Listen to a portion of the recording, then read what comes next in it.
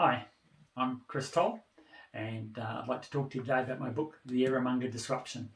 I've been getting a few people asking questions about how and why I wrote the book, so we just want to perhaps go through the pages from the author at the front of the book, which will tell it to you faster than I can go any other way. In October 1962, in a rural town on the outskirts of Melbourne, Australia, a young boy sat fixated on a grainy black and white TV. One thing was clear to him that day. He was sure he was going to die a horrible death, and soon. Even as a child, he'd been an avid science reader and seen photos of charred people in Japan desperately washing themselves to try and ease the burning of their bodies from two massive nuclear blasts.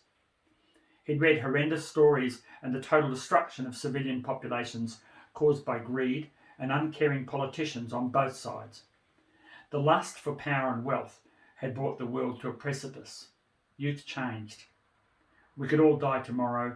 The end of times was here. I can still vividly recall the TV newsreels reporting on ships off the coast of Cuba, jockeying for position as the US and USSR edged closer and closer to war. I figured war was going to happen, and again, this time it would be nuclear. So I lost interest in living for the future or for planning ahead. Why bother? Live for today. Stuff it, we weren't going to live that long. I remember feeling lost, wondering why the adults didn't care. Why would they let this happen?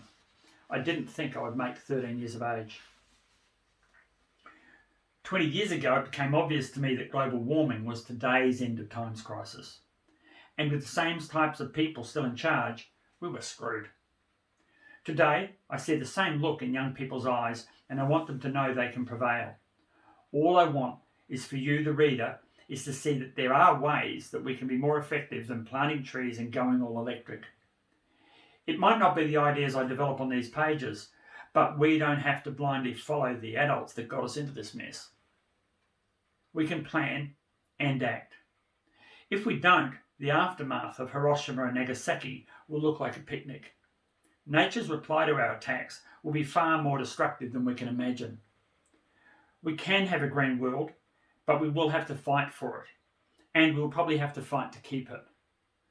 The Errormonger Disruption is my plan for a better, greener world. It's based on fact and science. I hope it helps you to find yours and build ours. The science that's in here is sound. It's written into a novel that's fast-paced. It's kind of like a mix between Avatar and Mission Impossible. It's designed for you to read really fast, but the science is all in there. We can do this. We can change our planet for good, and we need to do it. We need to start soon. This book will show you how exactly we can do that, but it's not boring and hard to read. You should enjoy it. Thank you for listening.